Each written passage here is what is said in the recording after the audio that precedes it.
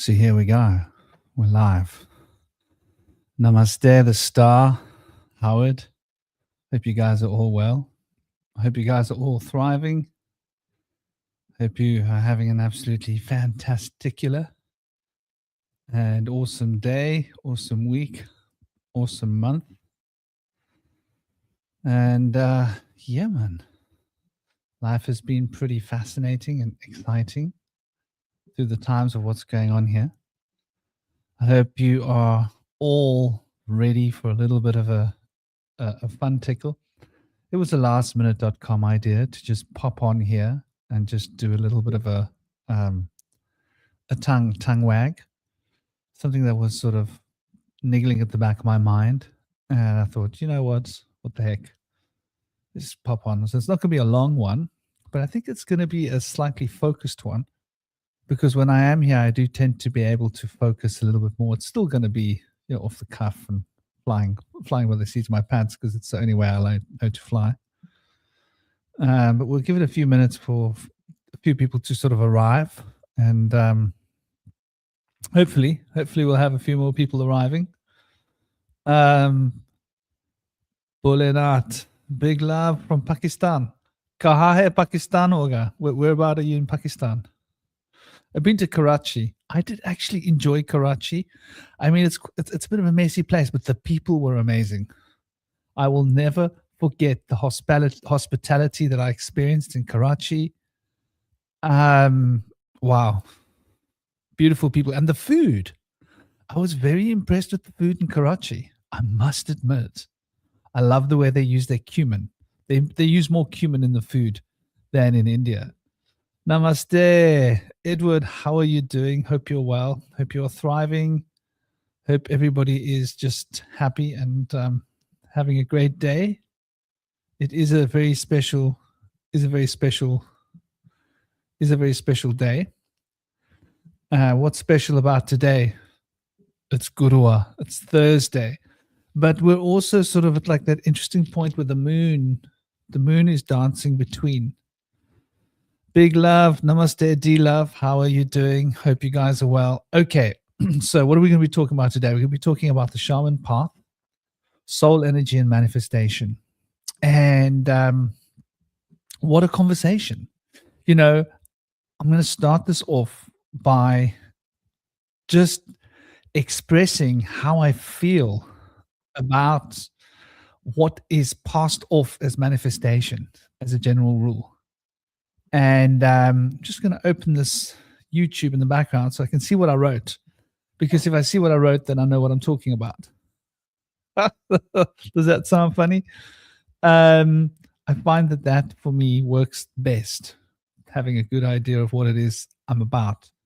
But yeah, I do think that like what passes for manifestation in modern day and age is all about the Hermetic principle of mentalism, or it's a 1, 2, 3 simple. This is how it's done, but people forget.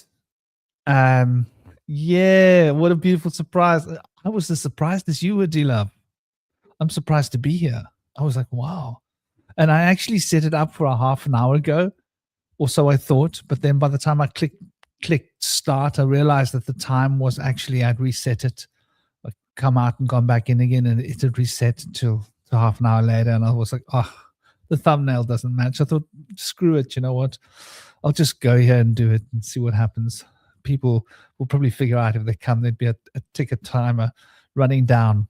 I'm counting down 30 minutes. But yeah, so what passes as manifestation is something that really troubles me. The reason, and many of you might know this, some of you might not, the reason I started podcasting was because originally I had seen a discussion where people were talking about the etheric and the astral as if it were just synonyms. And I was like, hold on. And these were like well-known people. What's that big well-known guru? I forget his name. Everybody's listened to him so much from India. I saw him say it, and I saw other people say, oh, seriously, these people must know better. Are they trying to like trick people into believing something weird? Because it doesn't add up for me. And yeah, I mean, this the imagination is, in fact, that's a good point. It's a good place to start. The nature of reality is imagination, right? If we think about what's happening in our brains, which is our physical dream time that we're experiencing here as a finite sort of solid reality, the hard ground underneath our feet. This is created by our brains, this experience. It's obviously the parietal lobes, which facilitates this process, which is basically the same part of the brain that we dream with. So that's important to notice. And obviously the pineal gland has got a lot of input in the coding of the information, because all the information gets routed through the thalamus, which is where the pineal gland lives. It's a little pimple on the thalamus. And so there's processing of the information from all of the senses, except for smell. So much of our reality is, processed, reprocessed, recoded, and sent to the parietal lobes to be experienced as a dream. And so the nature of dreamtime reality. Namaste, Sunuka. Sunuk, how are you doing? I hope you're well. I hope you're thriving. Hope you're happy. Hope you're having a great day and a great week, man. We're going to be here with Jeremy tomorrow. We're going to be having a slightly more politically heated conversation. Karen Barrio, namaste, big love. Oh, thank you. Oh yeah, people like and share. I forget to say that. But yeah, the very nature of this reality is then sculpted by our imagination, because the image, the ability to create an image. So this has got to do with the Pingala, right? The ability to formulate an image is very much a Pingala related concept, and happens through the activities of the Pingala, where the qualities that are imbued into that image are very much the Ida.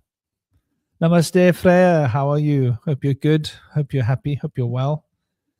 So when we look at this in a slightly more sort of really like look under the hood, as it were, we start to notice that there's definitely some kind of a process happening within our imagination that actually creates reality. The reality that we're living in, which means that the entire universe that we're living in is really manifested through our imagination. And this process is obviously is the soul's activity of experience. And so we tend to overcomplicate everything. We want to complicate. We want to separate time from space, because they're two separate things, different things. Oh, really? Time and space, different, really? Oh, right. The same way we want to separate light from sound, like they're two different things. Different things, really? I thought they're just a different pitch or harmonic frequency of the same thing, right? Vibration. At this particular frequency is sound, and at this particular frequency is light, right? But sound and light are really no different. In fact, you can take sound and turn it into light if you speed up the frequencies. And if you slow down the frequencies of light, you will turn it into sound, right? So it's the same thing, just different harmonics. And so time and space, there's something similar happening. Yeah, it's the same thing, just a different scale of the sameness, if you will. And so we tend to, ooh la la, baby. Cocoa. Oh, I had a cocoa while I was waiting, by the way. Okay, so let's get the mouse out of the way. Let's crank up a little bit of frankincense. I always think better when I got some frankincense on the go. And those of you that have frankincense, you ought to be cranking it up. There is nothing better than smudging your space. I'll tell you that much. What is this? That is copal. That's copal. That is frankincense. We're rolling with frankincense, ladies and gentlemen. This is the frankincense party. And balancing that on there is just asking for trouble. I dropped a cup of cocoa off this table last night. Got to be careful. And while I was talking to my girlfriend, just before I actually spoke to her, I was actually calling her when it fell off. And not much fun. Not much fun at all. Yeah. It means somebody's got to go and clean up the floor. And right here, it's nighttime, so it's not a nice time to have to clean the floor. There are better times to do it. The daytime is much better time for cleaning. So yeah, this whole notion of consciousness being separate to matter is something that I literally take offense to, the idea, personally. I don't get offended by people believing it, but the idea to me makes my head spin. So I can't digest that idea because I see matter as consciousness. I experience consciousness, and to me that's matter. And even our thoughts are a different frequency of matter. So everything is essentially matter. And further than that, it doesn't matter. The whole darn thing is one big thing. So I tend to, namaste, dear Carly, how are you doing? You had crazy dreams last night. I did say about the moon. The moon is on fire. So we had a new moon in Taurus, right? When's full moon exactly? When's full moon exactly? They don't say the time. 10:45 SAST AM. So we are we're almost 2 days away from full moon, right? Almost 2 days away from full moon, which is in the time of Gemini. So we go opposite Gemini, right? And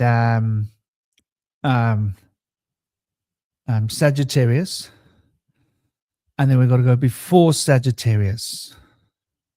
So that means the moon must be in Scorpio. Is the moon in Scorpio now? Oh, wow. That would explain your intense dreams. Is that right? Let me double check my brain calculations. Moon in Scorpio now? I think it must be. Yeah, moon in Scorpio today, it says. Oh gosh. Well, I think that would make a lot of sense because May the 28th, waxing gibbous in Scorpio. Yeah. So the old brain is still working, ladies and gentlemen. The old brain is still working. I like to do these things myself. I don't like to let AI do everything for me. We can keep track of the moon and its signs by our own mental cognition if we choose to. And these little mental exercises keep us sharp because they keep the imagination active. And it's a blue moon. Yeah, exactly. So moon in Scorpio is pretty intense considering right now where we are, right? With the Mars has been like firing up in the beginning of this month. So Scorpio is getting a full tilt release of really intense, passionate, occult energy. Hence, here I am having this conversation about the occult and manifestation, which is like, it couldn't really be much more Scorpio, could it? Really, if you get right down to it. So manifestation, yeah, this whole notion that time and space are separate, this whole notion that consciousness and matter are separate, are things that I think we've got to question. And if you will, step out of that paradigm for those that are coming to watch, for those that are new, passerbys, if I shall say. Consider for a moment if time were the condensed space. In other words, you have space, right? But then you have layers of space. And the movement through these layers of space we could consider as time. And moving through these layers of space is time. And the space is stacked 3 dimensions onto 3 dimensions like a tesseract, but stacked and stacked and stacked and stacked and stacked and stacked and stacked almost infinitely. So we are experiencing movement of this tesseract spinning, and the way that it spins brings different elements of the space into play, which is what we're experiencing as change and movement and time. And if we can imagine this for a moment, we can imagine that consciousness is matter, right? Because this whole space and the movement of space is really just the revolutions of consciousness, the oscillations of the consciousness field. And this field of consciousness is oscillating And the oscillations are what we experience is the space and the time. And then our brain gets hold of this and forms a dream out of this and puts us into this proverbial dream of dimensional solid space. And so now we're experiencing it. Now, what does this mean about manifestation? It means that the entire physical universe as we know it is being manifested by our imagination. We are already manifesting right here, right now. And so it's not a question of learning to manifest. This is the thing. We are already manifesting, whether we like it or not. We can manifest good things or we can manifest bad things. We can manifest our fears or we can manifest our joys and our dreams of positivity. But it's not quite as simple as just, I want that to happen or I don't want that to happen. It's not really that simple. There's some complexity to it because we're imagining that we're conscious beings, which we are, but we're not taking into account that we are also unconscious beings. And so our unconscious will create a trough where we create a hill. So if our mind produces a hill, then the trough produced by that hill will be the unconscious, and they will be canceling each other out to a certain degree. And when we're in denial, the Nile flows with the life force. And when we are in denial of the flowing life force, that is when the consciousness field is contracting and we are starting to lose touch with that flow. And that's when things the manifestation starts to move into our unconscious zones, and we start to unconsciously, through our shadows, manifest our fears, our negative desires and such. And sometimes that's meant to be that way. We can't always avoid it. It's sometimes fundamentally has to be what it has to be. So, this whole idea of manifestation is just about holding intention. Yeah, manifestation is about holding intention. But that's not where manifestation ends. That's just one element of manifestation. And as one element of manifestation, it has relevance, but it's not the subtotality of the relevance. You got them Lemurian crystals activated. Namaste, how are you doing? I hope you're good. Hope you're well. Lemurian crystals. I'm actually wearing my Moldavite. It's on my Kunti. So I do love my Moldavite. I've got quite a bit of Moldavite. I've got other bits of Moldavite. I might deck myself out in Moldavite sometime. Like have a Moldavite crown and just wear Moldavite everywhere. I do that every once in a while when I want to blow my mind. What have I got here with me? That's actually a good question. What crystals? Put them all over my desk. I'm particularly feeling very drawn to this little scepter wand of amethyst. This is a Himalayan, beautiful Himalayan extraterrestrial. The extraterrestrial. This is a golden healer, double terminate. I love this golden healer. Very beautiful. But I feel I tend to. This is a Tao. This is a Tao stone, but it's a citrine, a natural citrine, unbaked. This is a beautiful amethyst, but not just an amethyst. It's from a Brandberg amethyst. This is very particular amethyst. I got this one from my girlfriend, actually.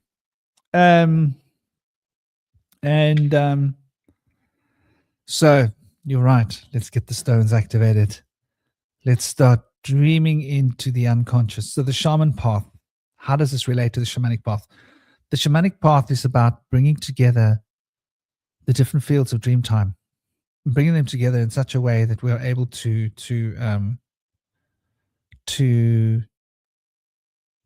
synergize.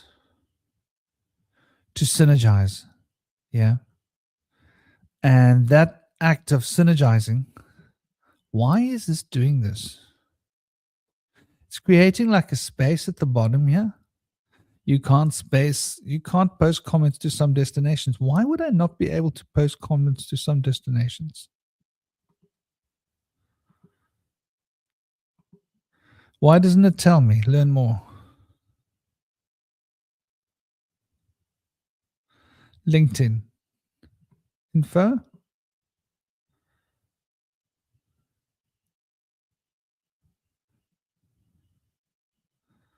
Okay. So maybe I shouldn't be putting it on LinkedIn. That's interesting.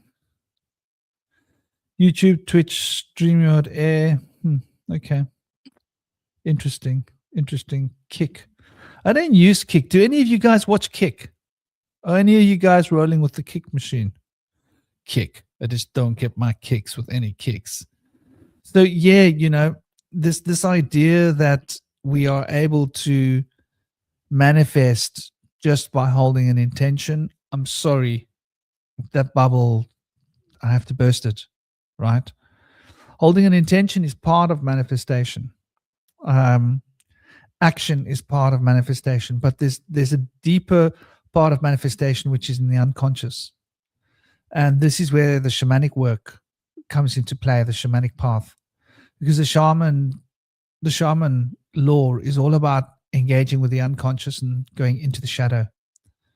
Well, it's one part of it, and traveling through the unconscious to the three different domains within, and those three different domains are the fundamental substance of creation. And so the astral, the etheric, and the akashic, or the causal plane, effectively.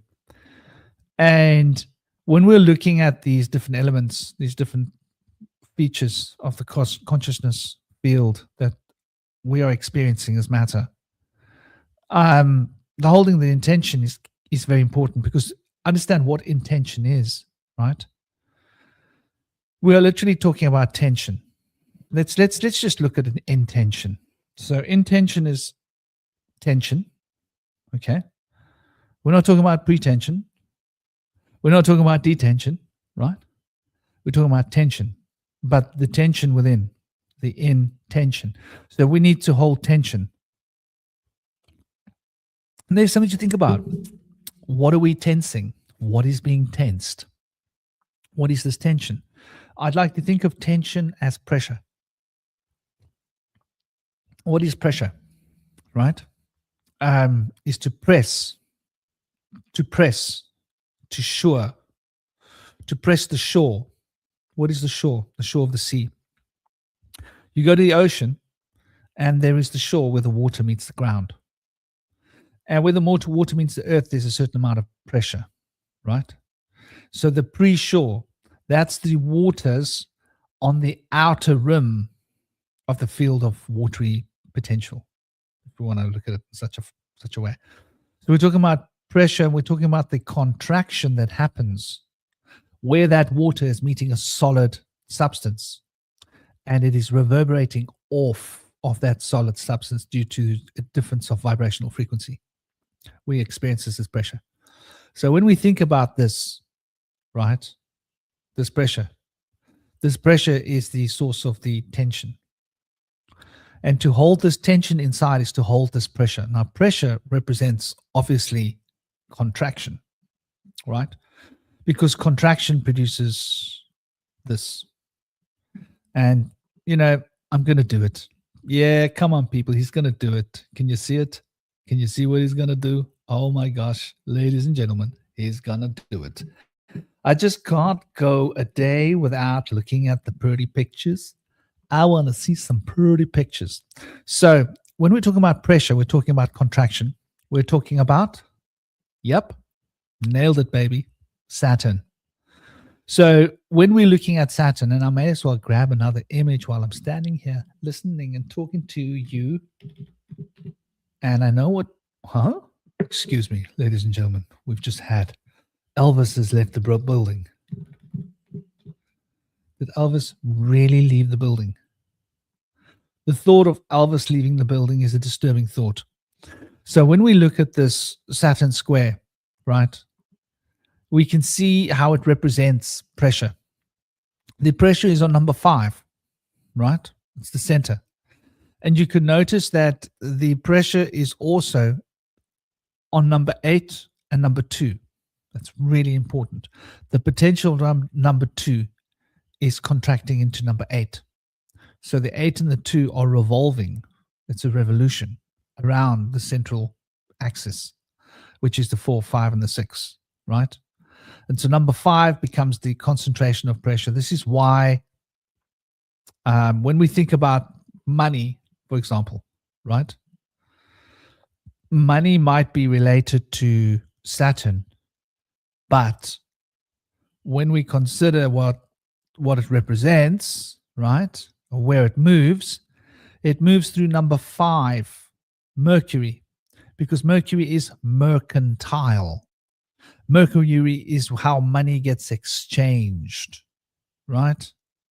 And notice with the word money, just to bring it back a moment, it has in it implicit the moon. Notice how number 2 and number 8 are in harmony with each other, right? And so it's a dance of the potentials between 2 and 8. So 2 is the receptive element, and 8 is the outward projective element of what we could call the mani. Ni represents the Muladhara chakra. Yeah. This is the root element of earth. Ma, the mother, represents the sacral plexus chakra, Svadhisthana chakra. That's got to do with the element of water. So we're talking about Mani. We're talking about how water meets earth.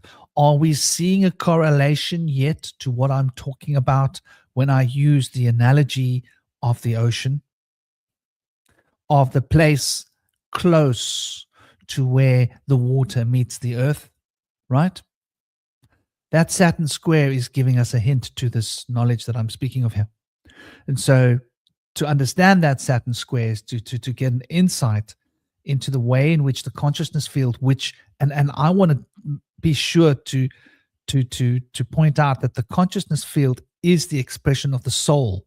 The soul is expressing energy, and the energy expressed through the soul is a conduit, and that conduit is the consciousness field. So the consciousness field is what we're in, but it is the soul that is expressing this potential. Without the soul, nothing would be here, right? That's why we say it's the soul. Why? Because the soul is the bottom part that touches the ground. Everything rests upon the soul. When you're standing up, your entire body's pressure, right? Pressure is upon the soul. When you move your body, it's the sole of your feet that has to move all the energy that sends a wave up your spine, up your leg, up your arm to cause your finger to move, to cause your hand to move.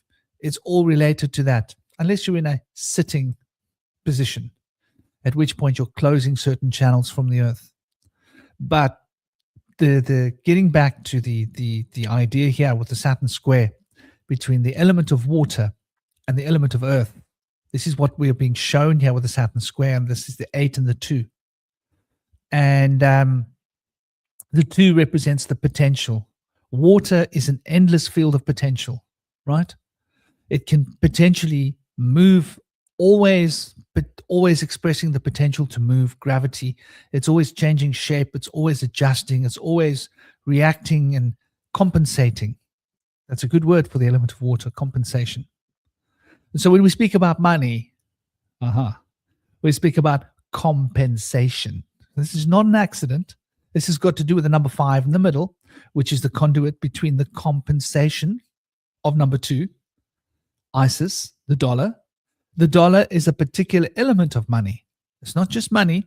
It's the moon's element of ma, receiving, ma. It causes desire to come into the picture because it's the ma chakra. The ma, the Svadhisthana, holds the seed of this element of desire and expresses the desire, which is the 6th principle of Hermes, which is the cause and effect, right? Desire is an addiction to particular effects and wanting to trigger causes to bring the effects that we want. So desire is linked to the 6th principle of Hermes. And obviously the element of Mars is what drives this desire. Yeah? Because Mars is the alchemist. Mars is the potency of the alchemy, energy. It might be controlled as the central HQ by Mercury. Mercury plays that important role. But Mars brings the passion, The passion becomes a desire. So, and we can see that where we see 9 stands adjacent to number 1. 1 is the point of prana, that point of solar potential that expresses the pure energy of the consciousness field as energy. So in order for energy to come into being, okay, let's back this up a little. Let's back this up a bit, ladies and gentlemen. In order for energy to come into being, right, the field of consciousness has got to go through a series of octave shifts. So the first point you could say is the point of singularity.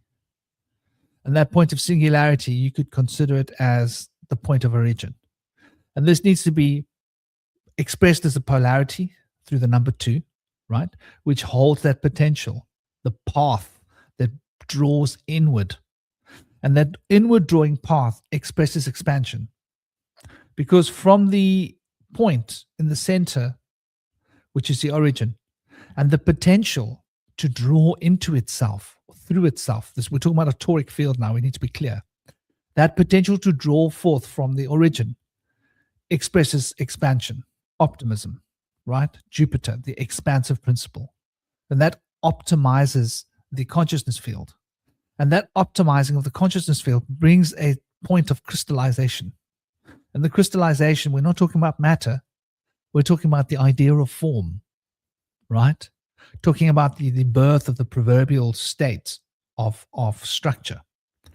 And that is a stagnant potential that needs the coherency of motion, which is the number 5, which is the adventurer. Advent. Vent? What is to vent? To vent is to move. To allow the essence of one to move through everything is to vent. The adventure, right? And that venture produces a venture, produces movement, change potential. Alchemy is born from 5, right? But it is manifest and perfected in 8. And so this adventure then has got this breathing through all of the 4 potential elements, which then has to be expressed as a dynamic state. And that dynamic state is harmony. And so the harmony is what brings the beauty, and the harmony where things find their natural coherency to operate together, for we are not separate. And that harmony and coherency is then brought to a state of potency.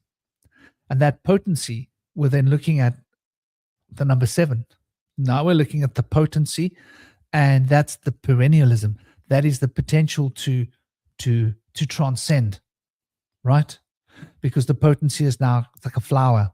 It's come to a ripeness.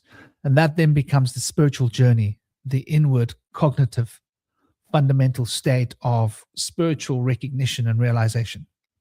And this inward process then causes the outer field to become crystallized, but which is the number 4, but also to hold some of the essence of number 5 in this movement, but tempered by harmony. So seeking the beauty of movement within, which is the crystallization of the outside. And so number 8 becomes the paradigm of balance between the physical and the spiritual, as 8 is an expression of the perfect dynamic expression of number 4, which is structure and form. So 8 then becomes dynamic form, right? And the dynamic form is then the changing, and now we have time. You see, now we have time. But we aren't in the physical, solid, physical universe yet, right? The physical, solid universe has to happen. But in order for this to happen, there has to be a completion of this process. And now we move towards activation. This entire structure of time needs to become activated. And it becomes activated by action. And this is the cause and effect elements working together. The effect that drives the cause, that drives the effect, that drives the cause. And this rotational flux produces the potency and the potential to transmit. And the transmission then of number 9 is through the epicenter, through the origin of 1. And now we have a loop. And now we have the 10th Sefirot of the Kabbalah. We have the Malkut coming into existence. Now we have the physical solid realm. And so the number 1 then becomes the crystallization of the solid realm, which is bringing the 4 and the 8 time into existence. And 4 represents space and 8 represents time. Do you see why space and time are not separate? How we're being shown this in this diagram. And when we then consider number 1 as the origin, the next octave of the origin is now, what is the origin of physical space becoming physical with time? That's the sun, right? So now in the next octave, we're seeing the number 1. So what is the number of the sun? The number of the sun is 19. That's the mystic number of the sun. Why is the mystic number of the sun 19? Because 9 has transcended itself to become 10, but it carries the vibration of 9 with it. So it's 19, which is the number 1. So 19 becomes the number of the sun. 20 becomes the number of the lunar number, right? 30 becomes the number of Jupiter, right? 40 becomes the number of the north node, the number of Uranus. 50 becomes the number of the adventurer of Mercury. 60 of Venus, 70 of Neptune and of the south nodes of the moon, and 80 becomes the expression of Saturn. And we come full circle back to 90, which is Mars. And what is 90, right? 90 is 1/4 of 360. But 90 is also 1/3 of 270. These numbers are all quite relevant, right? The 270, when we're talking about sound and vibration. The 360, when we're talking about the degrees of a circle. So, and just exactly how 9 becomes the complete structure is hidden in these two numbers, 270 and 360. So it's really interesting when we start to take this into account. And so when we then jump back to 369, Yemen, you know, the star, I've explained where the 369 is here. Huh? Okay, so this is the Kabbalah in a pure transcendent form without a structure and a picture. In other words, there are no formed structures. There are just relationships expressed here between space and delineations of space. I don't like that tree with all the little Sephirot in the Kabbalah, the way they've taught us in their books, which I do not agree with. Don't agree with their books. Don't get me wrong. I looked at their books, I studied, and I always had a problem with the image. Something about it never stuck well. Kabbalah is supposed to be purely conceptual. We're not supposed to think in those little box thoughts. So this is a kind of a model thought where you don't get a particular image stuck in your mind. It's just a series of relationships which are plotted on a graph. But we have to release this from our image, from our mind, and think in terms of pure conceptual if we want to really reach the mystical knowledge of what is the Kabbalah. And I'm not talking about Jewish mysticism. I want us to be clear. I'm not even talking about Hermetic mysticism. I'm talking about that ancient thing from whence Hermetic mysticism and Jewish mysticism arose, as well as the Kabbalah from the Arabic schools, where this arose from. And this is a very ancient school of numerology. So we are talking here about numerology, essentially. And number 5 holding its very special place with number 4.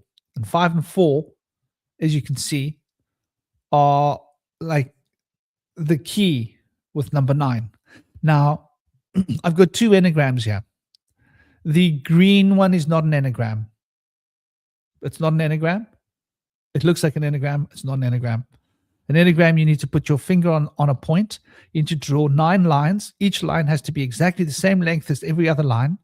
And the 9th point has got to end where you start. And there's only one way to do that with these angles, right? And so there are 2 enneagrams out. There's a blue enneagram, right? And there's a yellow enneagram. The green is 3 triangles. So the blue enneagram and the yellow enneagram are a masculine and a feminine polarities, right? And the 3 triangles represent 3 fundamental states of alchemy. These are the mother letters. The mother letters can be represented as those 3 triangles. One of those triangles, if you look at the green, is 369. The other triangle is 258, and the other triangle is 7, 4, and 1. And obviously, the 7, 4, and 1 adds up to 12, which is 3, right? The 3, 6, 9 adds up to 9, right? And the 2 and the 5 and the 8 adds up to 15, which is 6. So there we see the first triangle, which is 3, 6, 9, is split into 2 separate elements. There's the macrocosmic expression and the microcosmic expression of these 3 fundamental principles. And we can see it there as expressed in the one triangle, but that's expressed throughout all 3 triangles. And those 3 triangles represent the mothers. And then we've got the polarities of the masculine and feminine of the other 9. And these all together add up to 21. These are the 21 major arcana of the tarot. And then these are all within a circle. And the circle that these are within represents the earth, represents Tav, the final of the keys, the world, if you will, from the tarot major arcana, the 22nd major arcana. So we've got the full map here. And then we've got the 10 Sephirot, which are the 9 numerations. And the 9 numerations are the 9 points that become, and the 10th is all 9 together as a single unit, which is what they say in the Kabbalah. So when you look at the Kabbalistic drawing, it's wrong. Sorry, but it's wrong. It's wrong. It's a badly drawn picture that they're teaching you in those books that's actually designed to give you misconceptions and misunderstand what's actually being shown to you with the knowledge, which is why it's so toxic and why it's so dangerous and why so many people yeah, exactly. There might definitely be the keys of the universe. In fact, I would go as far as to say I don't know how they couldn't be. So when we then go back to this, back to the Saturn square here, we're looking at how the soul, the energy of the soul, is manifesting, right? Money, the 2 and the 8, right? And the 2 and the 8 are in opposition with the 6 and the 4 and the 1 and the 9 and the 3 and the 7. So they form these relationships, right? And these 4 relationships represent the 4 elements, right? So that's quite interesting in itself if you look at it carefully. And the idea of this pressure of the water, we're talking about the firmament, the water above and the water below. And the water above and the water below are producing these pressured firmament pressure. And that contraction is what we see as being the key to concentration, right? Because pressure means contraction, means concentration. So now we're speaking in a more abstract sense about concentration, which is mental concentration. And when we're talking about mental concentration, we're talking about intention. And we're back to tension, right? And the currency of tension is tension. Why? Because it's the breath. It's the breath, attention, right? And that breath of attention, why the breath? Because the breath is the air that stands between the fire and the water, right? Like we said, we got the 2 and we got the 8, right? Now, the 8 will represent the earth, right? And the 2 will represent the water, right? So we've got the water, we've got the earth, but then we've got the air that drives through the water to connect the water to the earth. And the fire is the source of that unifying potential that brings all of this into being. So the fire is the sun. That's the number 1 that we were talking about on the Enneagram just now. So we see how these elements are sort of working out of the system in order to like bring about this cohesive structure of pressure, contraction, Saturn, time, And that is the source of concentration. So when you're speaking about developing concentration, you're talking about the school of Saturn, the cube. This is why it's so important to develop meditative potential, be able to learn to concentrate, because that intention is literally a tension you're building within. And that tension is reverberating through the planes of existence of the unconscious. And these are literally vibrating the universe. So whenever we hold our concentration and our intention of mind upon a particular intention, we start this rhythm. And this rhythm principle is really the key from a shamanic perspective. And now we're going to take a look at the shaman. So why does the shaman hold to the principle of rhythm? Because there are 7 principles, right? Why rhythm? Hold a moment, baby. Ladies and gentlemen, I need to find my field of correspondences. I made a pretty little, I made such a pretty little picture. And I made it for you guys. So I hope you guys like it. So in my little field of correspondence here that I made, we can see the principles here, the 7 principles: gender, cause and effect, rhythm, polarity, vibration, correspondence, mentalism. I've explained ad infinitum how these come into being and how these operate together. If you guys want, I can run over that again, but I'm guessing that it should be fairly easy to conceptualize. The radiating nature of this sphere. Yeah, man, it does, doesn't it? You know, and that's why I have an issue with what they call the other enneagram. That other nonsense. What's that other nonsense? Oh my gosh, it's just so annoying, man.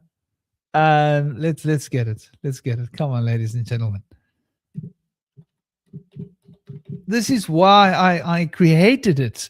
I created it to wash that rubbish out of people's brains, because I found that nonsense. Oh gosh, enneagram.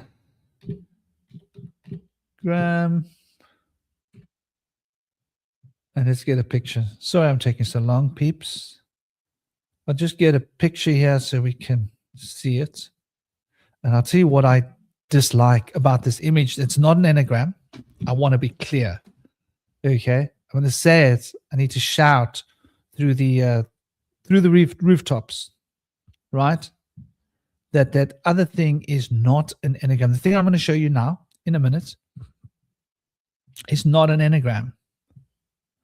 We can believe it's an enneagram, but believing something doesn't make it true, right?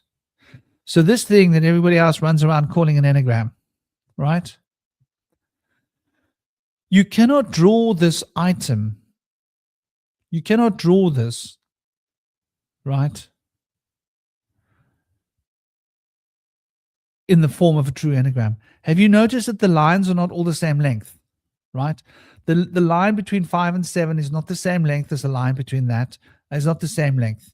In order to draw a pentagram, you need 5 lines that are exactly the same length, right?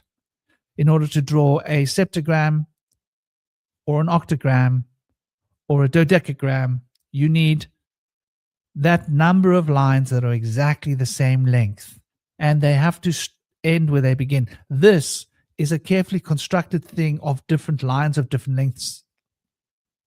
So the length between 2 and 8 is very different to the length between 2 and 4, for example.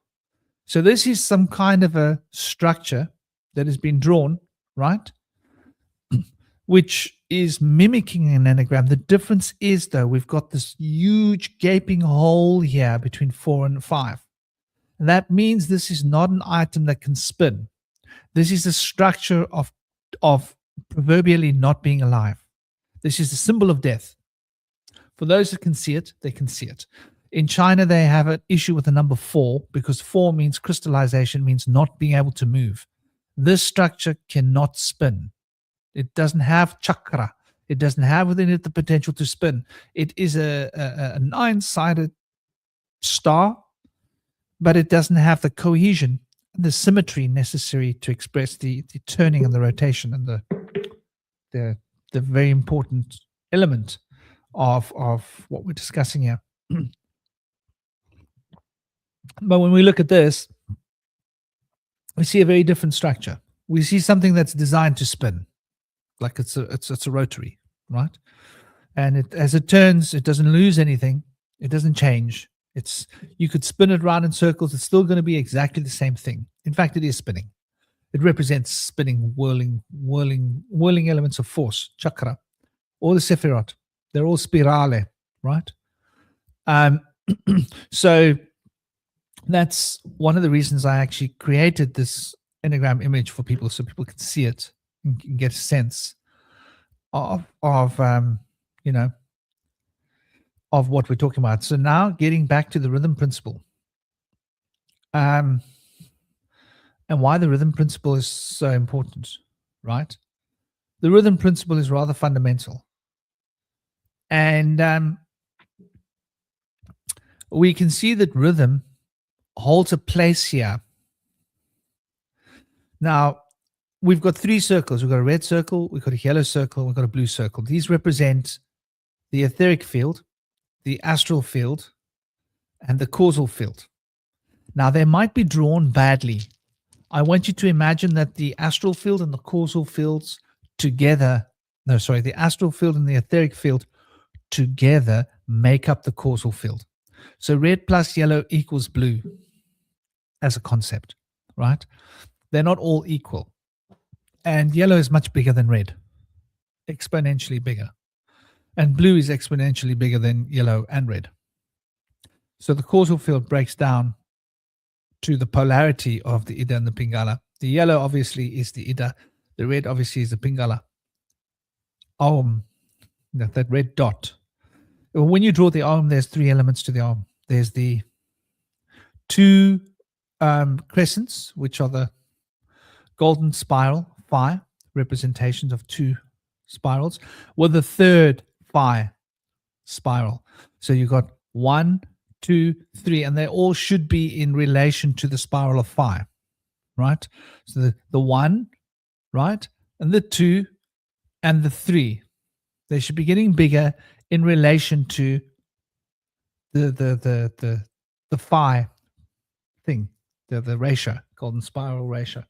And then we have a second crescent, which would be in yellow, which represents the capturing, right? And the tat, the Om, Tat, and Sat, represents the capturing and that principle that moves between the absolute and the manifestational. And then we've got the bindi, the red dot in the yellow crescent, which represents Om. Om is the manifesting vibrational frequency. So you've got those three elements here that we're looking at. And what I've taken that concept from the Vedic law to give us a notion of how this fits together. And because if the truth is the truth, then the truth of Hermetics and the truth of the Kabbalah and the truth of the Vedic knowledge should all be able to stand together, and they should not contradict each other. If they contradict each other, there's something wrong with the model, right? If the model doesn't fit all of those systems, because those are all systems of occult, esoteric wisdom and knowledge of metaphysics, and if the idea is understood, it should be a universal idea and it should be able to be applied through anything. If you master one school of martial arts, you can relate and understand to another school of martial arts that you haven't trained in, because of your fundamental understanding of the principles of form, matter, and how to move through it. And so the same idea holds true in the esoteric occult field when it comes to magic, sorcery, witchcraft. These are all different words, but they all come back down to the same idea, right? Which is interesting. So the principle of rhythm holds this very special place between, you see, you got the center of the field, of the etheric field, which is cause and effect being expressed in the etheric. That's shape and form. Cause and effect produces shape and form. It's delineating, right? boundaries. And the center of the field of energy is polarity. For polarity is how energy is expressed. So shape and form is expressed through cause and effect, because the cause becomes the effect is the shape holds the cause is the becoming of the shape. Polarity is the expression of energy, for energy needs to move through the field of polarity in order to be able to be energizing, right?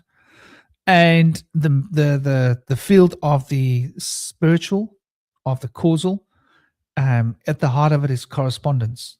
For all things need to be in a field of correspondence. This is the jnana yoga of the Vedic school is focused upon that field, that second principle of Hermes, of working with the correspondence and gaining an insight and understanding to how all things fit together.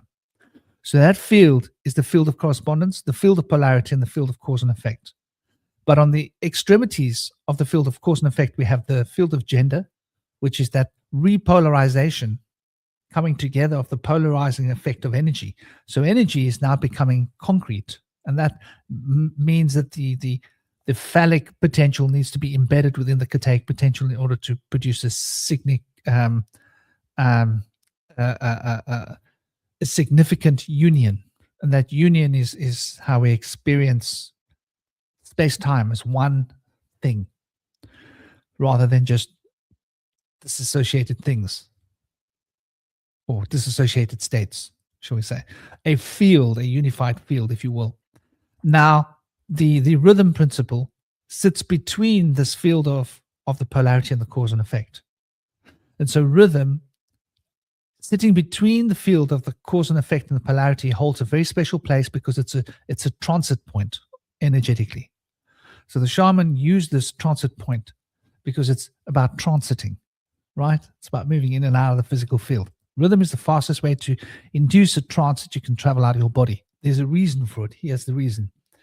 Vibration is the key to rhythm's essence, because rhythm is meting out vibration. So vibration and rhythm are two expressions of the same thing, but the rhythm is how that vibration is coded. Vibration is the raw substance. Rhythm is the fundamental architecture of vibration. So vibration and rhythm, you can see, both conduit points. And the field of correspondence and polarity dance on either side of the field of vibration. So vibration brings the mental impulses of correspondences together so that they can transit through vibration to become energy, polarity. The polarity, which is energy, needs to transit through the rhythm field in order to become solid, solidifying principles of shape, the cause and effect that becomes physicality. So the etheric field exists because rhythm is a valve that brings the energy into external potential. And energy exists because it's brought through the vibrational valve. Now, the vibrational valve is the valve in your throat. This is one of the bandhs in yoga. One of the important bandhs in yoga. The Visuddhi chakra has got a bandh. And that bandh will close at certain times. We've got a bandh at the Muladhara chakra and the point of gender, right? Because there is a point of gender where there's touching something else, right? We're not getting into the klipot now. We're not going into the low spheres. But that point of gender is a bandh, right? And then the other bandh is the bandh at the pit of your stomach. You have felt that bandh close if you're anxious. If you've ever been in a state of anxiousness or anxiety, you felt this lump in your stomach feeling like it's closing, that's your natural rhythm center closing. It's a valve. If you've ever felt hyper emotional, you felt this lump in your throat closing, that lump in your throat closing, that's the vibrational field closing. It's a valve. So those two valves are fundamental. But rhythm is the valve that is able to help us to make a transition between the etheric and the astral. And because rhythm is an expression of vibration, we can even, through the field of vibration, which is the essence of rhythm, touch the causal, which is the spiritual plane. These are the three planes of shamanism. So this is the shamanic way, the shamanic path of the three worlds, the three worlds of the shaman, which is also, you could think of it in terms of the causal of the Vedics, or the astral plane polarity energy, or the etheric plane of form and structure. Or you could think of it as Shashumna, the blue field, that transcendental spiritual element, pure thought. Or the astral emotional field of the Ida field, bringing that current of the pituitary into the physical body. Or the etheric, which is the Pingala. And the Pingala is obviously the pineal gland in the physical body, bringing these three elements into the physical body, so that we're able to have the Pingala regulating the central nervous system through the pineal, and the Idas regulating the hormonal system through the two nodes, the anterior and posterior elements of the pituitary gland. And we have the seat of the soul, right? The seat of the soul within the throat, the parathyroid and the thyroid systems. That's why they speak of the Visuddhi chakra as containing the egg, the cosmic egg of space. So space is contained here. That's the Akasha. And the Akasha is a transcendent potential of space becoming time, space and time, essentially. So if you transcend these etheric and astral fields, you can enter into the Akasha, where you transcend the mechanistic movement of time and space, because all time is already here now. The movement is an illusion. I hope I'm not going too fast. Please tell me if I am. Am I going too fast? Big love, CB. Hope you're good. Hope you're well. Hope you're thriving.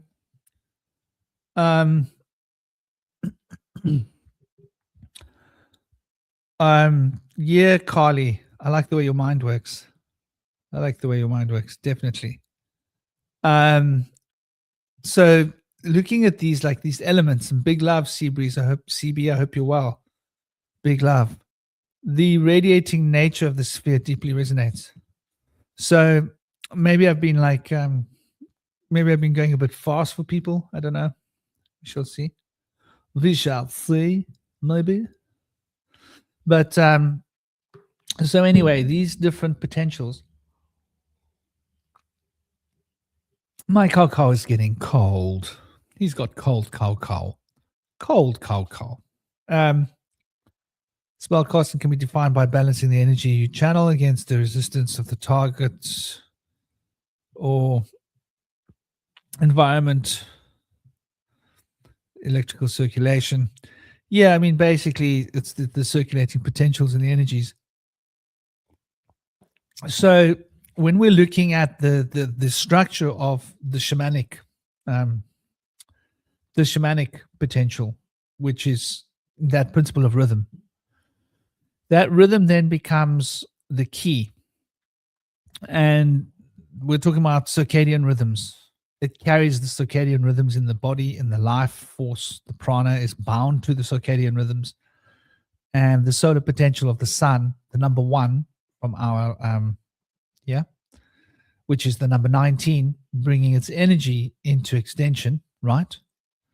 Brings that potential in to the physical body. And that's why we call it wait for it, ladies and gentlemen. Are you guys ready?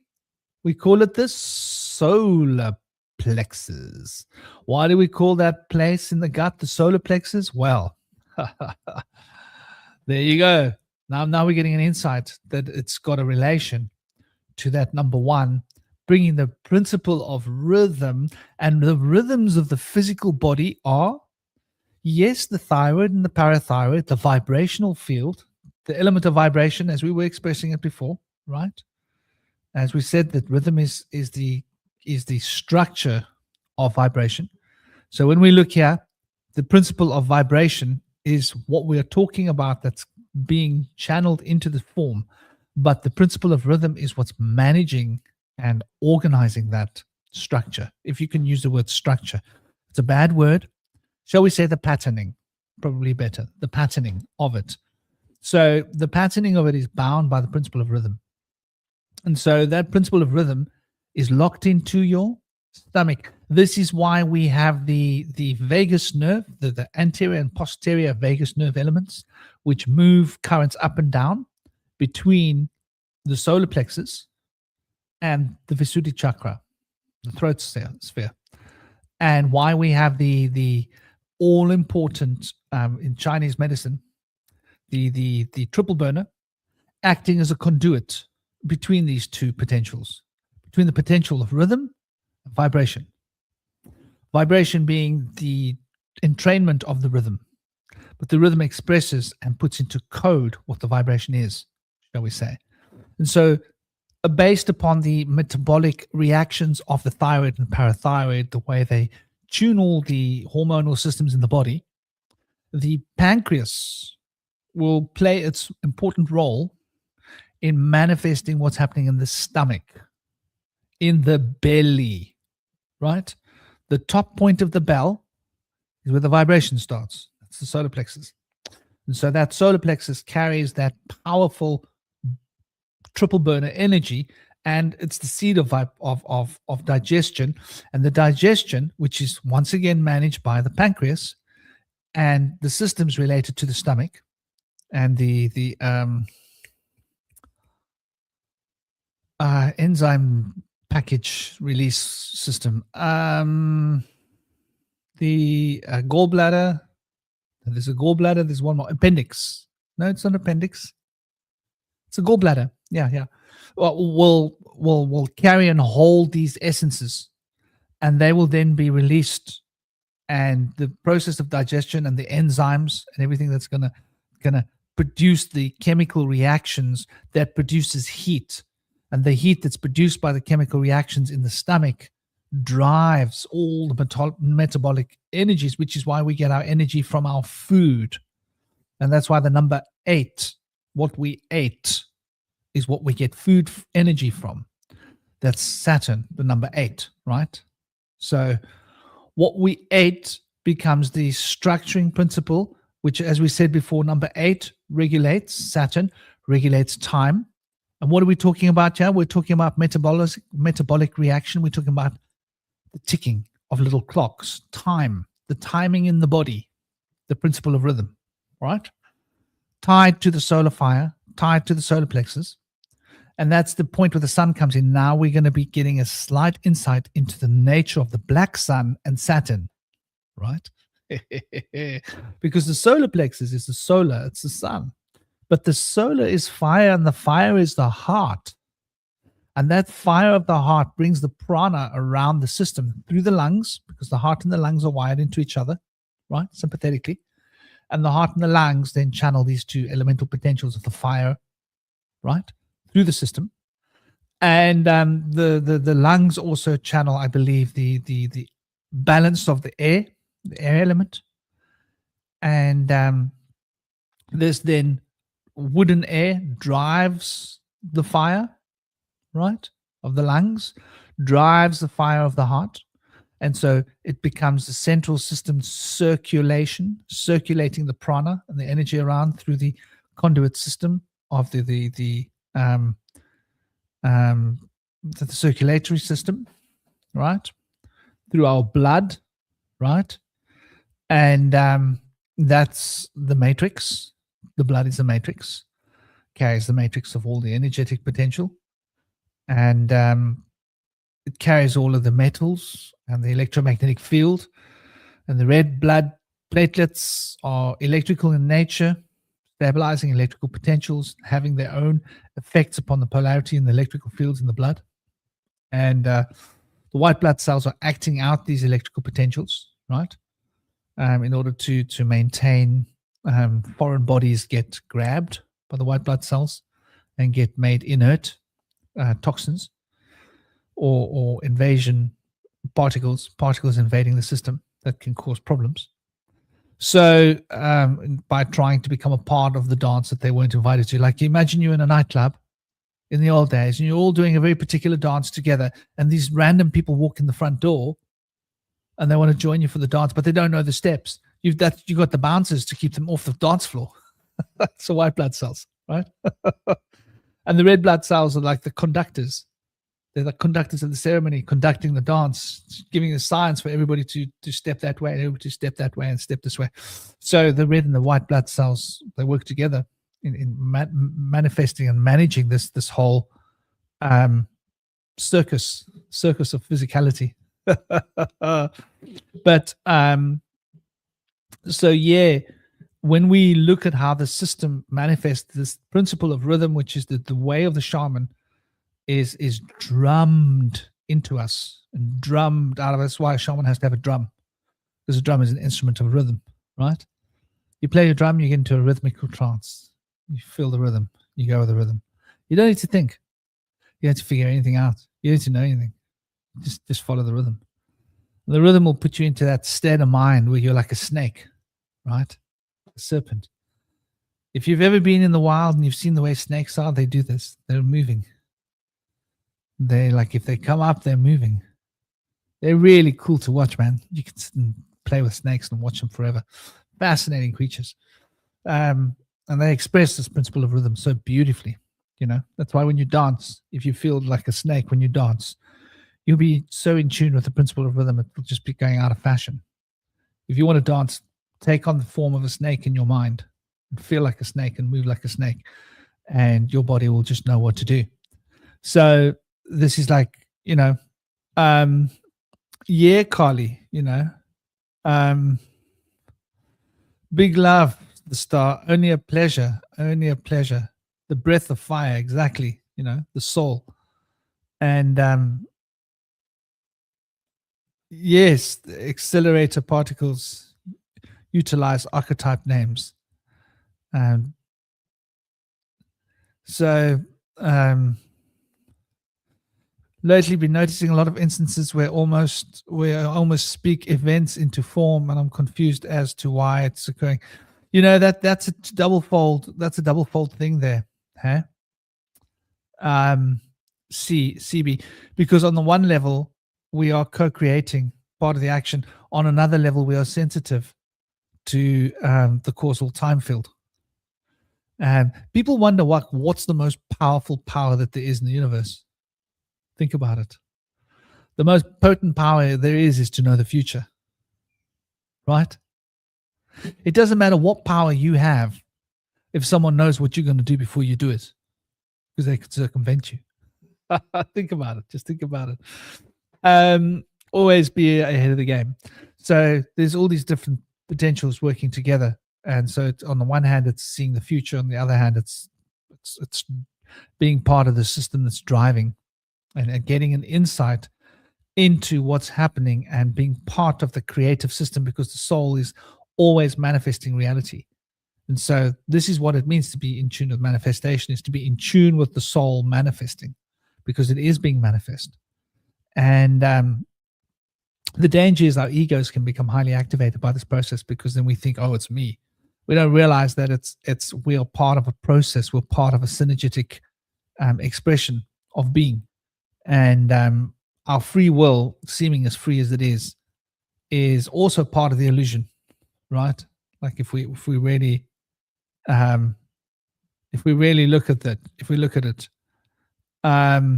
so you know,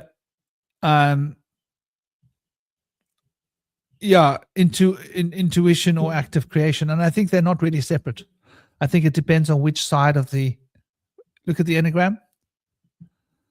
Are you dancing on the blue lines, or are you dancing on the yellow lines? But it's the same thing, right? It's the same enneagram, it's the same story. And you're going to get seemingly a different experience if you're dancing on one line or another line, but it will still be fundamentally the same. So, you know, in a sense, that sort of is what it is. Exactly. Hello, Squirrel Sniper. How are you doing? Squirrel Sniper, are you all alone in the chat, by the way? Let's just take a look at, okay, so CB, can you see the other chat from everybody else? This is really interesting. So Squirrel Sniper and CB are in the phone episode. Hey, Darlene, namaste, how are you? By the way, would you like to see the chat from everybody else? CB and Squirrel Sniper? I'll give you a hint. If you go to, wait until after I've explained it, and then you'll see what I mean. If you click on my little face at the bottom, there's the Bush Whisperer, and you go to my channel, you'll see that there's 2 lives right there on the front page. The one live, when you click on it, it's got like a little sign on the right-hand side that looks like a, let me show you. Let me take you down so you'll see it true through strawberry fields where nothing is real. There's nothing to get hung about. Strawberry fields forever. So here you can see, look at all of this chat here. Yeah. If you're in the other chat, you might not be seeing all of this conversation happening, but there's like a whole lot of people having a whole lot of conversation here, right? So you click here where it says Bush Whisperer, and you go to Bush Whisperer page, and you'll notice that there are 2 lives here, right? You see this little picture here? This little picture here, it looks different on a phone, but there's still a little picture there. That's the mobile phone one. If I click on the mobile phone picture, right, the chat is different. You see? I've only got these 2 lonesome. Are you lonesome tonight? All those brookies on tight.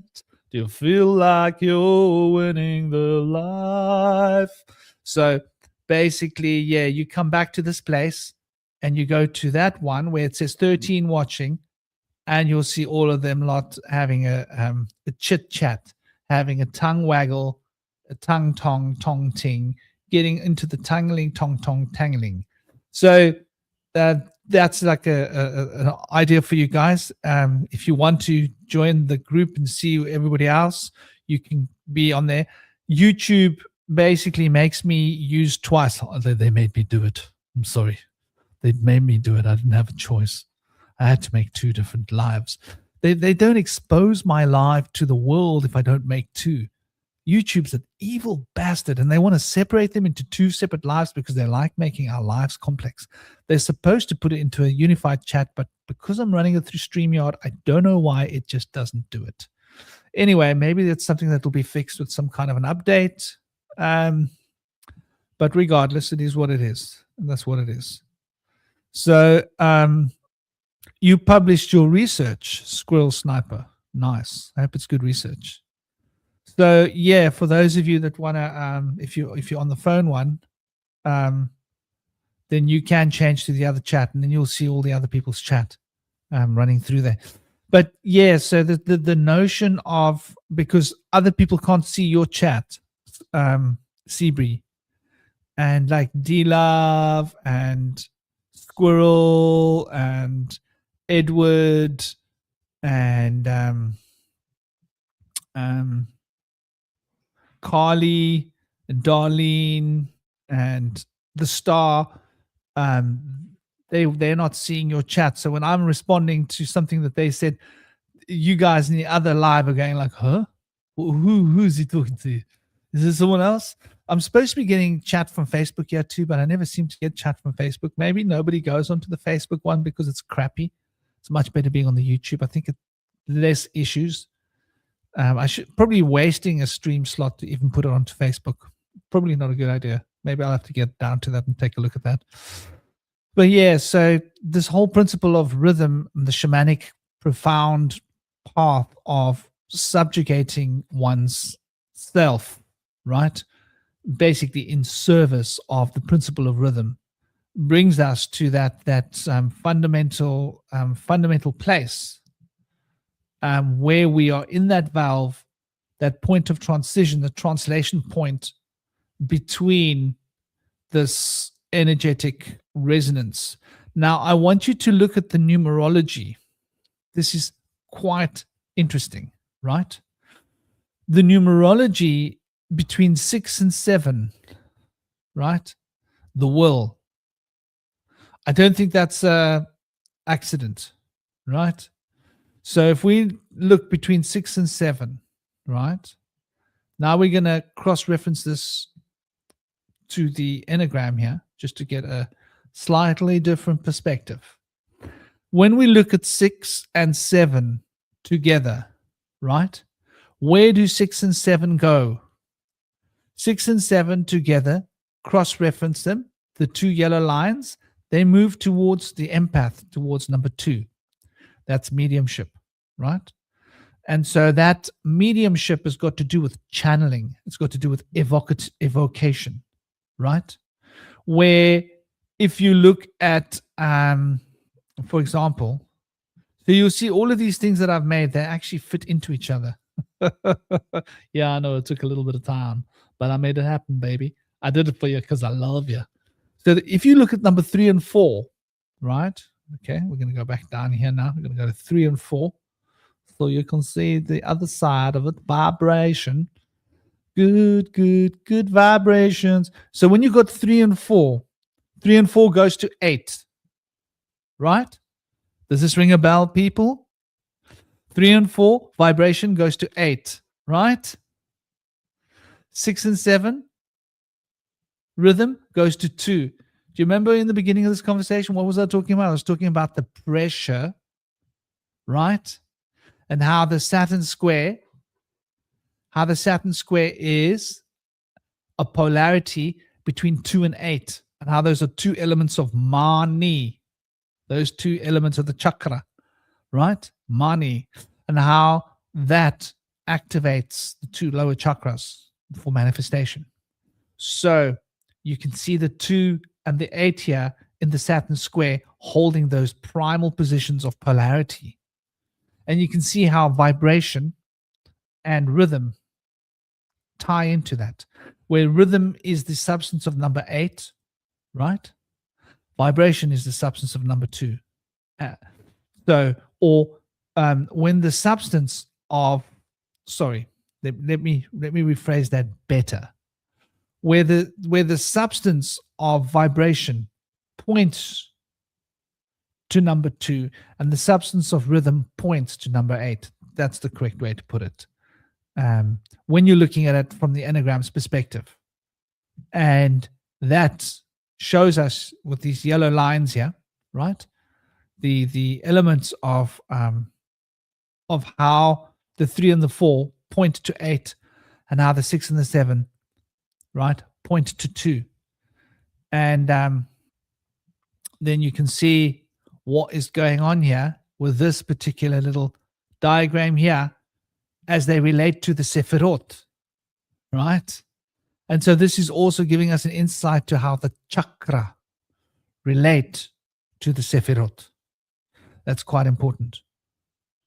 And so the Visuddhi chakra, right, is the potential dancing between 3 and 4, right? That's quite important to understand, right? That space between Chesed, right, and Binah, which we call, what do we call that? We call that the abyss. That abyss is the dark egg space, the egg form, the cosmic egg of the chakra Visuddhi. You can see how the chakras are integrally fitted in to the Sephirot. Now, I want you to acknowledge that there are a lot of so-called occultists out there that have tried to imply the Sephirot, the chakras upon the Sephirot, but you're seeing another way of looking at it here. Because remember, the chakras carry the qualities, and the Sephirot carry the definition. The definition is the shape and the form. The quality is the energy that fills. So the Sephirot are containers that contain the potential, and the qualities is that substance which is the heart of the potential that is contained by the containers. And so the chakras are spinning vortices of energy, spinning represented as chakra, where the Sephirot are represented as rotating spheres. And the rotating spheres contain within it the spinning vortices of energy. So to understand that is to gain an insight into the differences between the Western and the Eastern. And the one is working with the astral potential, the Vedic, the chakra, and the Western is working with the Sephirotic tree, which is the etheric potential, And so the number 72 fits into the Western tree. The number 108 fits into the chakra tree. And that's when we look at a pentagram, we see that the pentagram is constructed of 108, 72, 108, 72, 108, 72, 5 times running around, right? No coincidence there, right?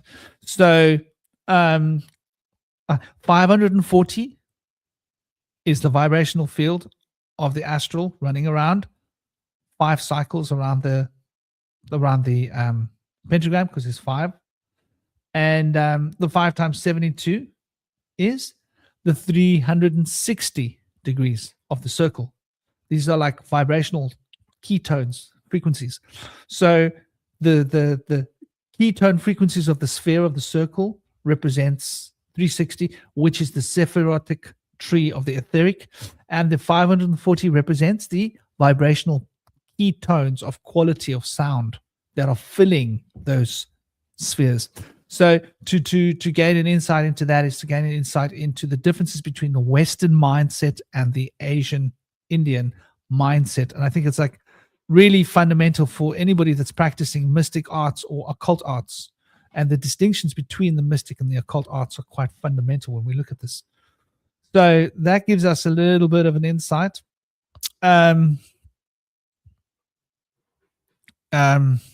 Yeah, squirrel. Yeah, man. Yeah. So these two elements, to understand them is to understand how our pituitary gland runs our hormonal system through the chakra system, through the number 108. Through the 108, it's got 3 cycles of 36 or 4 cycles of 27. Or the 72, it's got 2 cycles of 36, right? Gets quite interesting, isn't it? Or 6 cycles of 12. So we see the hexagram finding its structure. And the hexagram and the cube of space is what defines the etheric field. Where the hexagram is the expression pointing back towards the fundamental point of energy and potential, right? And it works in conjunction with the number 7. And so that's quite important to bear that in mind, that it acts as a conjunction point, which is exactly what we're looking at when we're looking at rhythm. So this is why shamanism is based upon the principle of rhythm. And the principle of rhythm is the key. Now, you might notice that the Western occult is not based upon the principle of rhythm, right? And that's quite interesting, right? The Western occult is not based upon the principle of rhythm. They are not seeking to move outwards.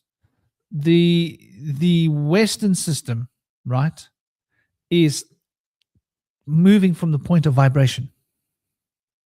So the Western mind tends to be over analytically intellectual and mental, right? The Asian mind tends to be more emotional and passionate and intuitive. An intuitive, passionate, emotional grasp. And emotion and feeling are not the same, right? Feeling is the sphere of emotion as it's imagined in the body. So the experience of polarity becomes feeling, where emotion is it's a vibe. You just pick up the vibe, man. Pick up the vibe, that's the emotion. But it's abstract. But when that abstraction of the vibe, which you cannot really put into words, when it gets conceived of and understood, it becomes a feeling, because a feeling is something you can, it's constructive, where the vibe is not constructive, it's more destructive. It's breaking itself down, it's a cosmic egg. So the difference between emotion and feeling is worlds apart. And people use the words as if they're the same thing, but they're not. And then passion. Passion finds where the emotion has become the energy of feeling. That feeling then becomes solidified as passion. And that is the passing of ions. Pass ion, pass ion, passion. And the passing of ion is that powerful energy to express, right? The center of self-expression, the will, the Manipura chakra, right? Mani. Now we're talking about Mani, right? So in Indian systems, when you speak of Mani, you're talking about the gem that relates to the principle of rhythm in the solar plexus, right? But when we're talking about Mani, money, in the West, we're talking about vibration, the element of Isis, right? And Isis represents the number 2, represents the watery potential, represents, once again, we just keep coming full circles, don't we? We keep coming back to the same point, but it's important for people to recognize how these systems work. We're back to looking at the perspective of the apex number 2 of the green potential and the apex number 8 of the orange potential here as polarizing effects. And the difference between the Western mind and the Indian mind, the Vedic mind, but that it's the same structure and it's the same system. This, incidentally, is the Vedic astrological chart. For those of you who don't know, that's what it looks like, the 9 different elemental energies. And I've broken down the numerology correctly so that it doesn't contradict any numerological systems here to construct these ideas, seed words. You should do it for yourself. Like, fine, maybe you'll find words that work better for you for these numbers, but keep the purity of the intention of what they mean in heart and in mind, and create your own structure. But the planets, those are universal, like whether you're going with Chaldean systems or Vedic systems, or they're all universal, you know. Number 3 is always going to be Jupiter. Number 8 is always going to be Saturn. Number 1 is always going to be the Sun. Number 2 is always going to be the Moon, right? Number 4 is always going to be Uranus, right? Number 7 is always going to be Neptune. 5 is always going to be Mercury, and 6 is always going to be Venus, and that's just how the numbers work. So the fundamentals of these numerologies, and you might notice something in that weird sort of higgle-piggledy, I'm teaching the Kabbalah, those old men that consider themselves magicians, they do magic, or they're a witch, they're doing witchcraft, or they are a sorcerer, right? Kabbalist teachers, they've drawn this funny little structure of sephirots and the tree of life that everybody's been introduced to by these books, which I believe is a psyop. Psyop. I can't say it enough. Be careful. The people that wrote those books weren't necessarily practitioners. They don't know what they're talking about. They don't have an intimate experiential connection with this stuff. The reason I'm able to share this with you is not because I've read all these books, but because I've experienced this all for myself, face to face, actualized. And that has got to do with practice and training, right? Sit in tens of thousands and hours of meditation and focus one's consciousness to experience these states of being and potentials within oneself, and one will gain a personal relationship with all of this, and then one will just grasp and understand these things beyond any book. But the people that wrote the books on the Kabbalah that everybody's praising, oh, have you read this book, oh, have you read this writer, oh, those were intellectual people that read other people's writings. And the other people writings that they read were also intellectual people that fancied themselves as magicians. Right, I'm a magician. I've read a lot of books. I've got a great library. And so they wrote these books because of their egotism, because they didn't realize how little experience they had. And they had a hunger for knowledge. They had to constantly be looking at the books. But had they been more experientially drawn, they wouldn't have had need for the books. And they'd be able to construct and deconstruct things from an innate perspective based upon experiential learning. And this is the difference. This is the fundamental difference between the shamanic path and the path of the occultist. Unfortunately, the occultist relies upon the writings of other occultists who were more interested in learning and reading than practicing. And you go back through the books, it's the same thing. And if you've got the experience of these forces, you would understand how much of those books are just people taking other people's ideas, oh, I understand that, and writing it down as if it's their own. But they didn't really have a tactile, visceral contact and experience with all of these forces. They did through their imagination, but through their imagination, a limited perspective. Because in the West, there was this idea that people don't really have to practice that much, right? But in India, they kept it true. They kept it real, right? You want to be an ascetic? Yeah, you're going to be an ascetic, right? You're going to meditate for hours and hours and hours and hours and hours and hours. You're going to go live in the jungle. You're going to train, man. You're going to train your ass off. You're going to count how much meditation you've done in thousands of hours blocks, right? Keep track, like a pilot who's learning to be a good pilot, right? Keep track of how much flight time you've got. How experienced are you? Are you a good pilot? Yeah. I've flown a lot of aircrafts. I've got like 50,000 hours of flight time recorded. I'm a damn good pilot. I know what I'm doing, as opposed to someone who's a rookie.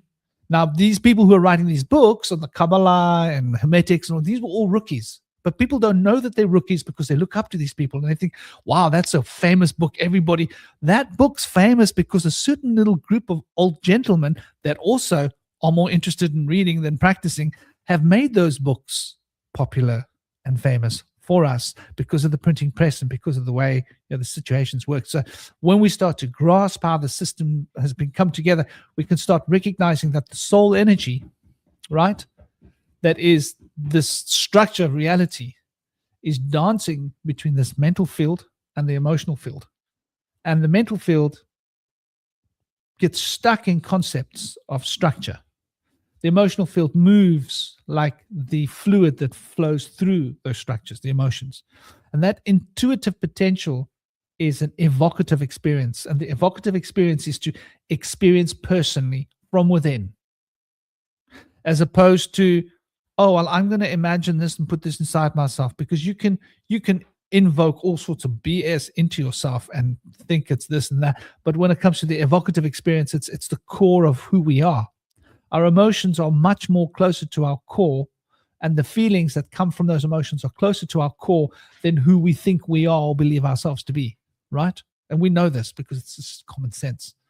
So this is the shortfalls and the challenges of the Western tradition. However, if you look at the old times of the ancient Greeks, those guys put themselves through the paces. They'd fast for long periods. They would put themselves in a box with there's fires burning and having a huge sweat lodge for like days on end, putting themselves to the edge, testing their limits, testing their mettle. And this is something that in the West hasn't been done. So initiations are like cute little bells and incense, and it's all sweet and cute. And, oh, I got an initiation. It's like, some martial arts schools give you this like cute little grading, and it's sweet, and you got this nice belt, but you can't apply any of that martial arts. A lot of the schools are like this, I know.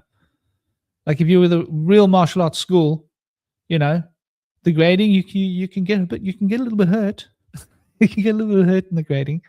And if you really want to like get a proper grading, you should collapse.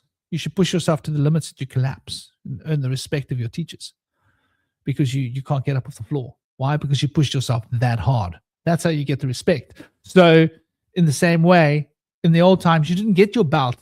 Like, oh, but you did everything. I did everything perfect. Why didn't I get my grade? Because you could still walk. Well, what's that mean? It means you didn't give everything. You need to give everything of yourself to the point that you collapse. You need to be carried away off that dojo floor. Then you've earned your belt. And so it's those two different concepts. And people say to me like, well, when I trained, I flew through belts. I'd fly through like 2 or 3 belts at a time. Go to one dojo, one grading, and I'd go through many belts. So I flew I got from like white belt to grading for like Shodan in a couple of years, which is like unheard of. And people say, oh, but that's not real. It shouldn't have happened. No, it happened because I used to collapse on the floor and they had to pick me up and carry me out of the dojo. That's how committed I was to the focus. That's how much I was prepared to give. Every strike was every single bit of my soul and my chi and my being. Every movement was all of me. There was nothing that was not all of me. And it was visible to the teachers. And they were like, you're grading for what? That belt? No, he can't have that. But we're giving him another 2 belts. He's way ahead of that belt. This guy's over black belt level. So, that level of commitment and training has not been in the Western schools to that degree. It's very nice, sweet little intellectual journey with a little bit of incense, a couple of little rituals, get together, do a little bit of a show, develop a little bit of psychic abilities, and balance, and it's all good. but there's definitely something missing in the Western school. And if you get to a certain degree of training in it, then you'll realize that you'll be called to another place. The Taoists, my gosh, they are the masters of alchemy in a sense. If you really get right down to it, they've got a I don't understand why I'm having this issue here. Why my comments won't.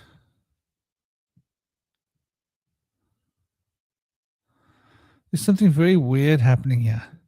Is it because I've got that out there? That's very strange.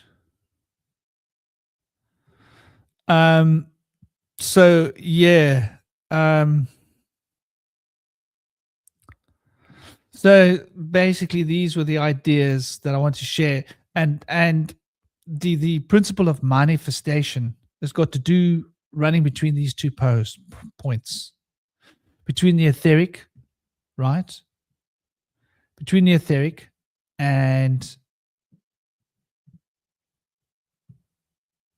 the astral. And so we see the point of 2 and the point of 8 acts as the two valves.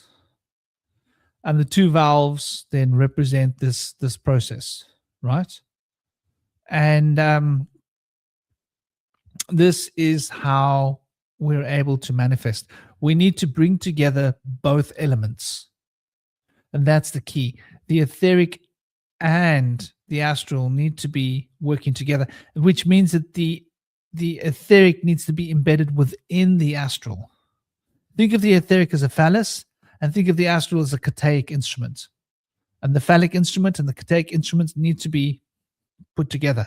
And so you need to get this sort of motion going, like a vibrator. The universe has got to make love with itself.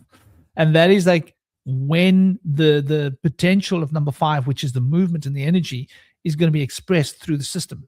And that is where the manifestation starts to become active. And without understanding these principles, one can still be in the seat of manifestation. But, I think it's important for us to recognize that it's not just a matter of the pineal gland and all this nonsense about the chakra being the pineal gland. I am so tired of all these bloody new ages that have read this crap in a book and memorized it, and even these so-called Western, Eastern, Indian gurus telling us it's pineal. No. The third eye, the Ajna chakra, is the potential between the pineal and the pituitary glands, the emotional and the logos mind coming together, because the emotional intelligence is as fundamental as the rational intelligence. And when the rational intelligence is embedded within the emotional intelligence, then we have that guru principle that is being liberated. And then we're able to expand our horizons beyond our ideas and our beliefs into new potentials. The creativity of Jupiter is released into our consciousness. And so that becomes fundamental. So there we go. That has been 1 hour and 45 minutes. Hope you guys enjoyed the conversation. Hope you guys found it cute. I found this conversation rather cute. Yeah, I'm gonna go. Gotta go and do things. But it's been fun being here with you guys, and sending you all big love. Yeah, D-Love, Squirrel, Freya. Sorry, I zone out of the chat sometimes when I'm going into the trance of knowledge. I get drunk on drinking from the proverbial teeth of the cosmic queen, shall we say. How does this 1 to 9 circle enneagram relate to time? Like manifesting instantly or way fast or very fast? Okay, let's get this enneagram. So here we have the cycle of time. This is the structure of how time comes into being. And space, because space is time is space, right? So these are the elements of how it comes into being. And 8 is the representative of the time. And 2 is the representative of that potential. And when we then look at this 2, what we're talking about is the 7 and the 6, right? And we're looking at the 8, which is the 4 and the 3, right? And just to understand the correspondences of what we're talking about here, so that these make more sense to us, right? So between the 7 and the 6, the will of Saturn, right? And between the 3 and the 4, the memory of the moon, right? And the memory is the place where it's all happening, and the will is the structuring element that's structuring it. So then the time, right? The time becomes this dance, right? Between the 8 and the 2. 2 being the second point of movement, and 8 being the second last point of movement. And now we're sort of getting an insinuation to what becomes the head and the tail of the Ouroboros, right? The head and the tail of the Ouroboros does fit together in this fundamental way. Even though on the lunar chart, 1 and 2 represent the head and the tail, because it's Cancer and Leo, if we look at the zodiac. But these 2 fundamental points is 8 representing the structure of time and 2 representing the flow of time. And the flow of time and the structure of time together becomes the timeline. And you can see here the number 7, right, has got to do with the past. And you can see here the number 4 has got to do with the future, right? So the 2 is moving towards the future, and the past is moving towards Saturn, if you want to look at the progression, right? So Saturn is receiving the past, and 2 is embarking towards the future through the principle of expansion of Jupiter. So 2 expands through Jupiter to become the future, and 7 contracts into 8 to become the past. And the past is what our contracts are. Hence we say 7 contracts into 8. And those past contracts dictate our future. And our flow of Jupiter's optimism, optimizing the potentials, moving towards the future, carries the significance of the past's contracts. And so there's polarity between Jupiter and Saturn of expansion and contraction becomes the breathing of time, essentially. So yeah. And just to get back to this point, right, to look at these correspondences a moment, you see that time is the lords of rhythm, and the lords of rhythm are dictating how the vibrational field is going to be sectioned, and that sectioning of the vibrational field, right, the 2 is sectioned by the 8 to produce this field. And this field is that spinning